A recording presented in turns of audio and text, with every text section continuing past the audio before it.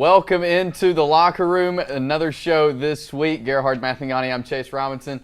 Got all kinds of subjects to get to today, but let's start out the Masters this past weekend. Yeah. Everybody had their eye on Jordan Spieth. He won it last year, had a great showing until the last day. And then here comes Danny Willett, the JSU, former JSU golfer, comes in and takes the green jacket. Yeah, he certainly made East Alabama proud on Sunday with the performance that he had really all week long. And then on Sunday, because on Sunday nothing was really given to him or guaranteed. Right. And we could break down about the way that everything turned out, especially on hole 12 for Jordan Spieth. When he hit the 7 on hole 12, and automatically Danny Willett goes from the guy that was down 3 or 4 strokes to the guy that's now up by 2 or 3 strokes.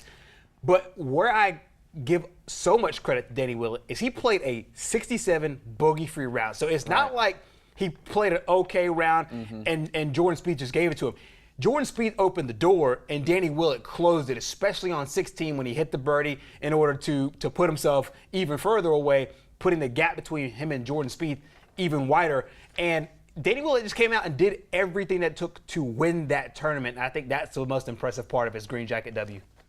And I know that was definitely special, like you mentioned, for JSU. And oh, for sure. Not a lot of people knew, but he is a JSU graduate, played golf at JSU for Coach Hobbs. Yeah, and I got a chance to talk to Coach Hobbs. He was in Nashville. He actually went to Augusta for one of the days, talked to Danny, got in his head about, some of the things that he's working on, some of the things he wants to accomplish, and then went over to Nashville for the tournament with the OVC.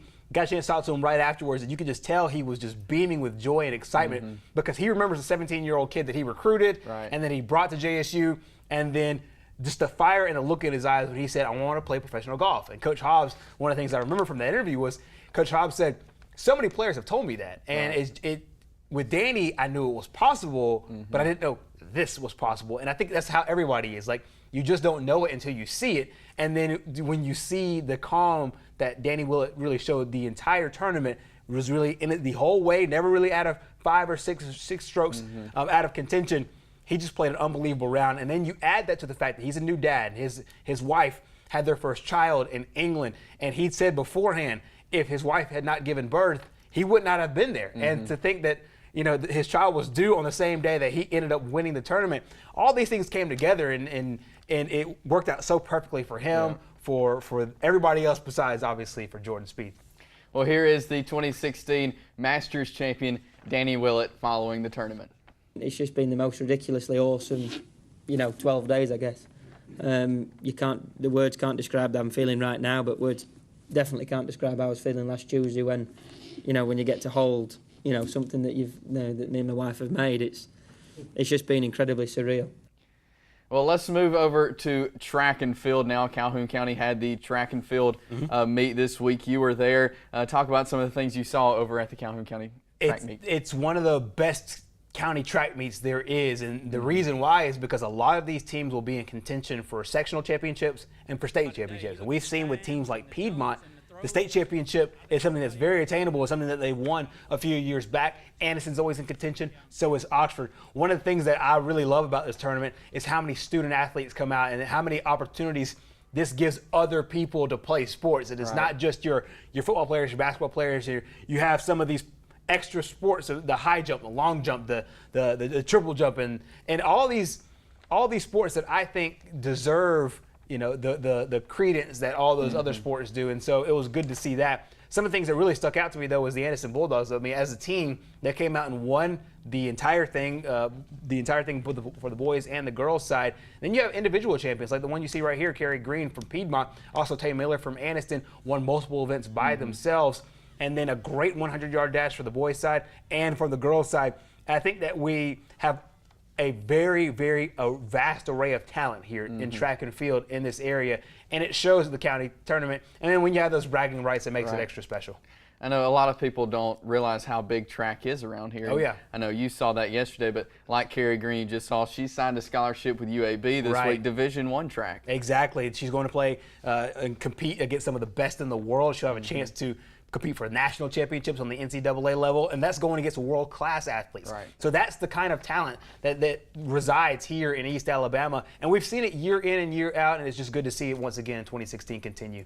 That's right. And let's move over to racing now. We talked to Brett Holmes. We've been talking about him for a while. He made his ARCA debut this past Saturday night at the Music City 200 in Nashville and finished with a 5th place. Yeah, and he started second. I mean, that's another thing. He tested so well at Daytona. You knew that he was comfortable in that car. Finished 3rd at Daytona.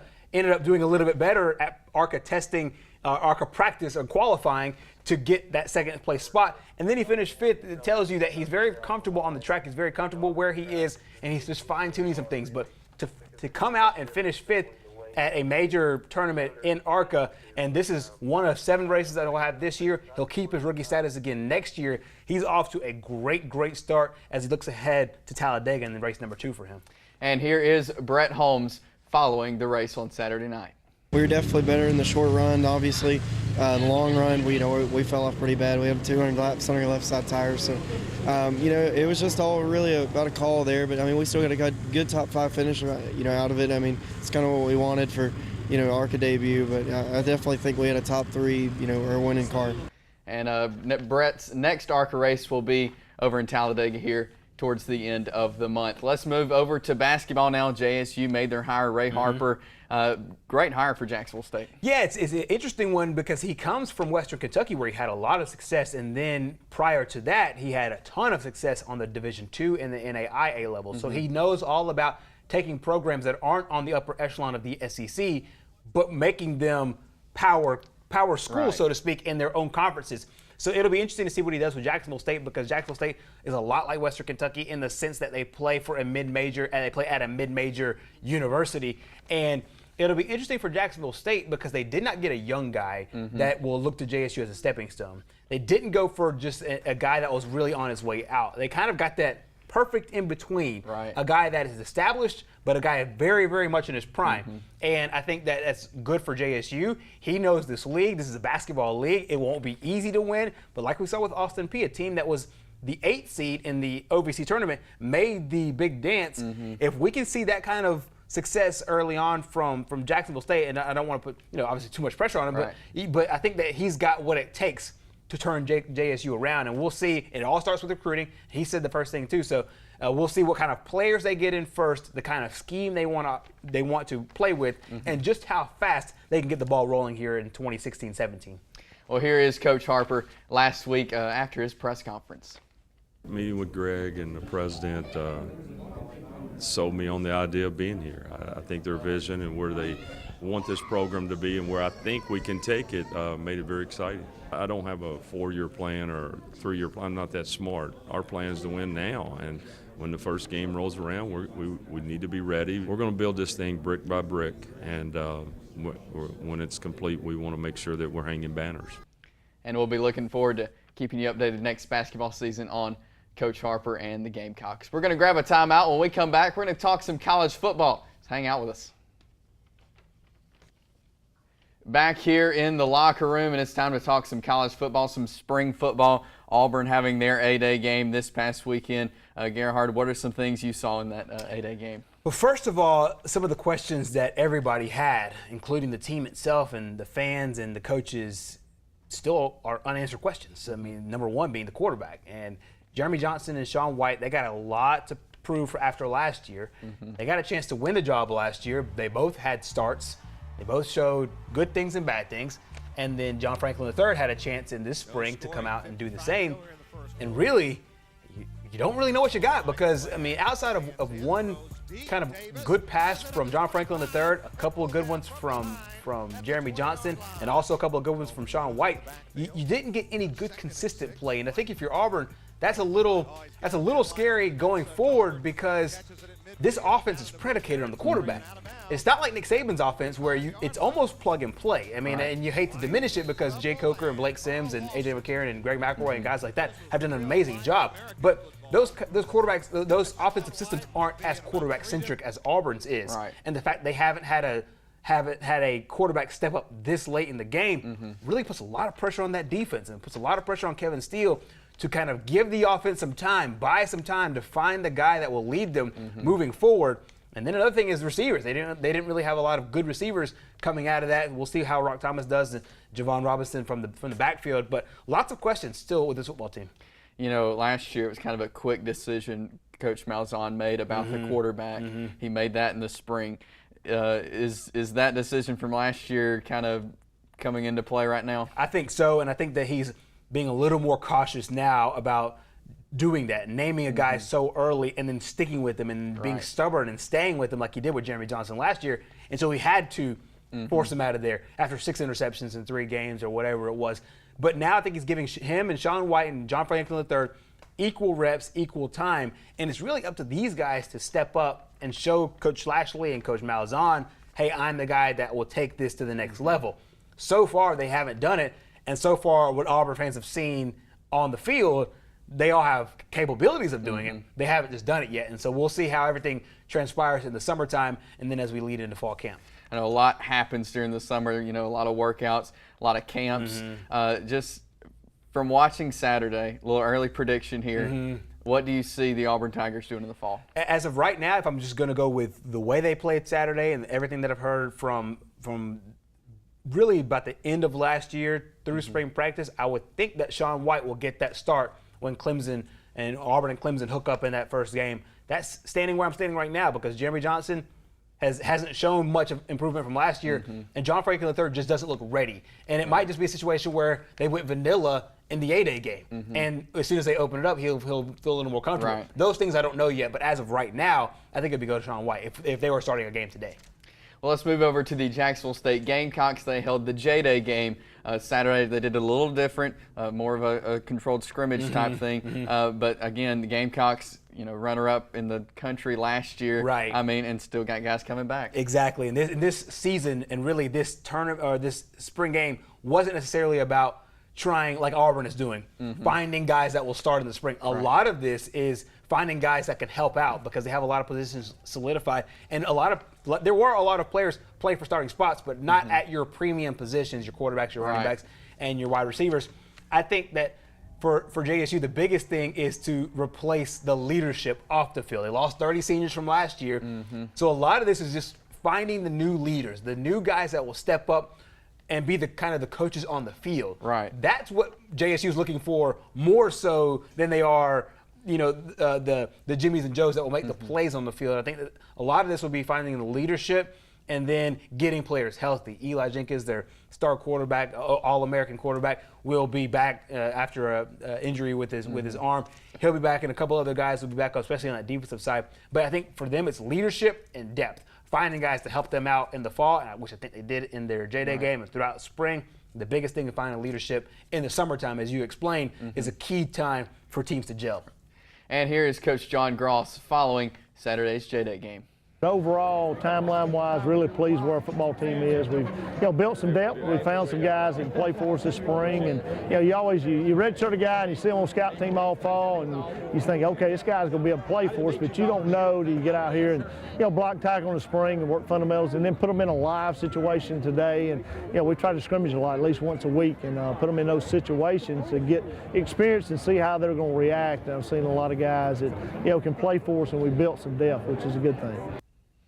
The Alabama Crimson Tide will play their A-Day game coming up this weekend, and Alabama winning the national championship last season. They've got some guys returning. They lost some, though. What is expected for the Crimson Tide? Well, I think that everybody expects to see a staple defense, and it's really interesting because they lost their key cog. And it seems like every 2 or 3 years they'll lose a Rolando McClain. They'll lose a guy like Reggie Ragland that they lost this past year. They lost that anchor of the defense. C.J. Mosley was another example of that.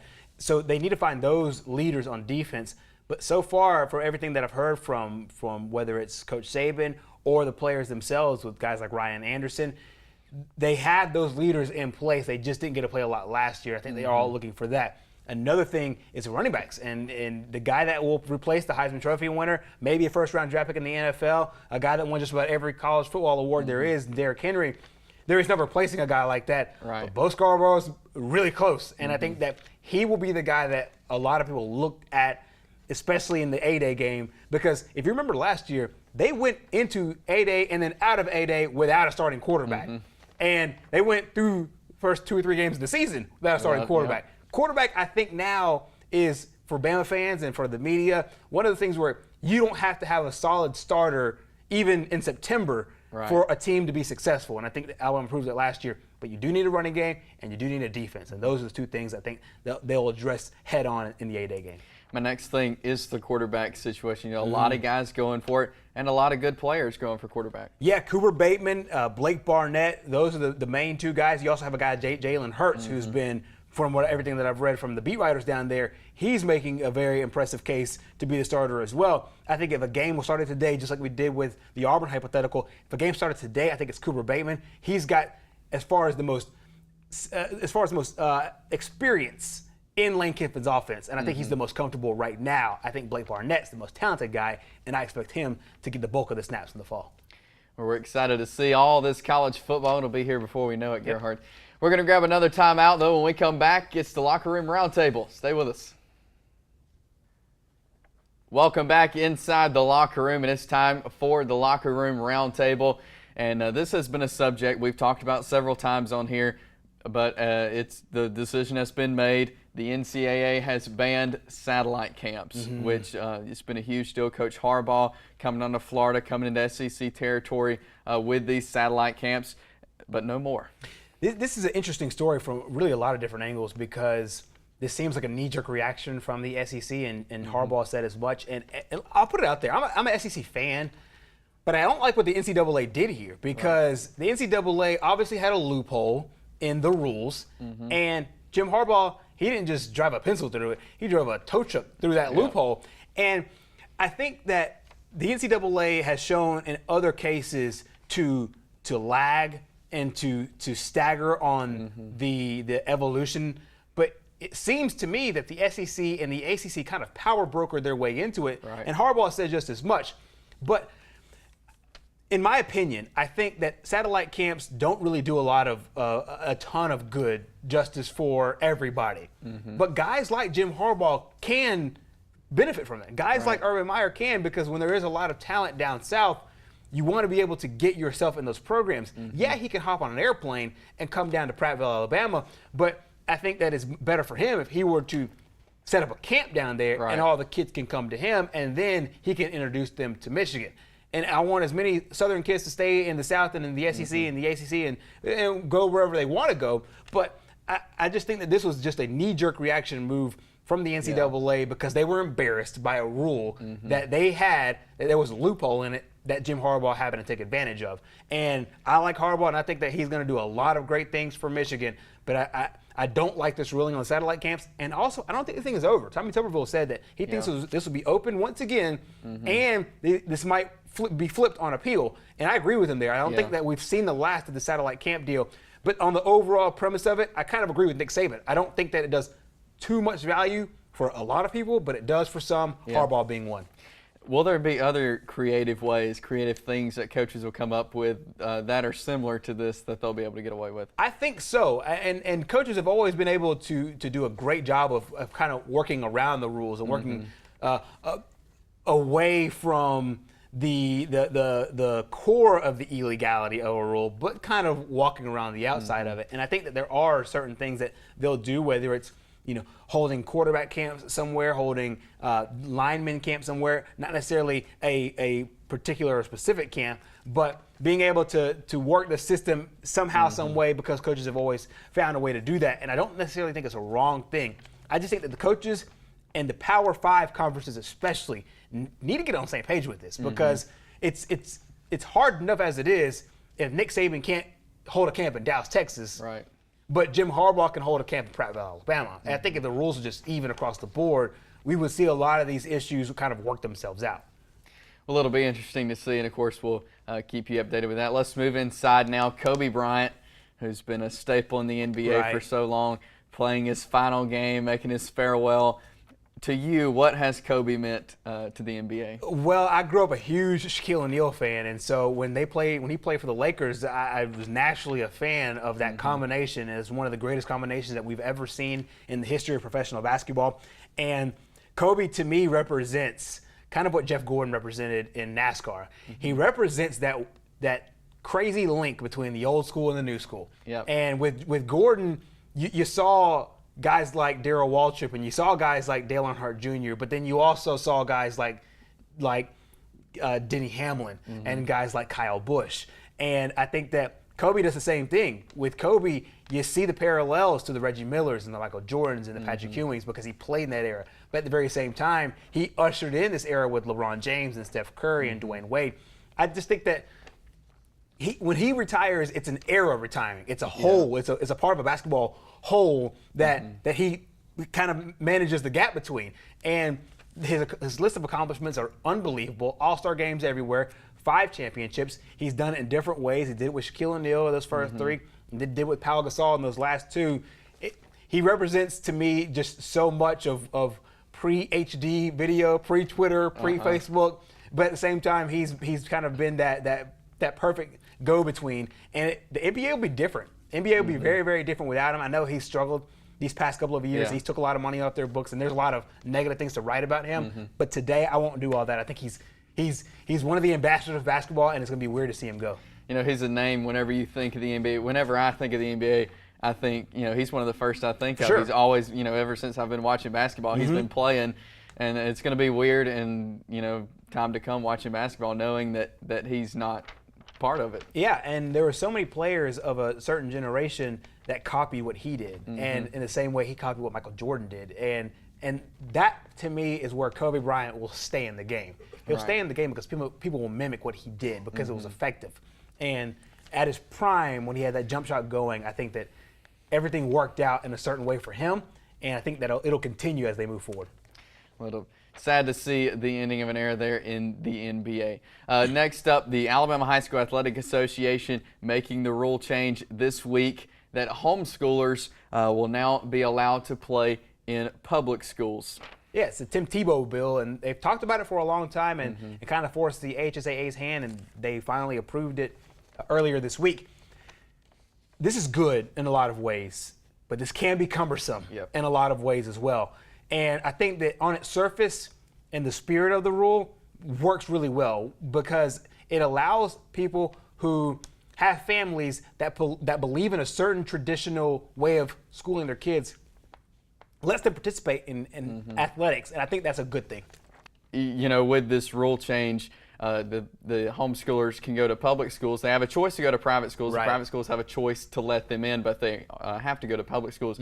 Is this going to create another war between public and private schools? I think it'll add another layer to it. I really do. I think that this will now open the door to, hey, this kid goes to a charter school, this kid goes to a homeschool, and now it's almost a recruiting battle because he might live in the zone of one public school, but a private school is just down the road, and they want his services too, and they can add ways to get him in there. I really think that this will add just another layer in an already contentious battle between public and private schools right now in our landscape. And that'll be very interesting to see. Thanks so much for joining us on this week's edition of The Locker Room. Here's some times that you can catch the show again, and there's several times on Thursday at 6:30 a.m. and 6 p.m. on Fridays, and of course log on to TV24.tv in the on-demand section. You can check it out there as well on our social media pages on Facebook and Twitter.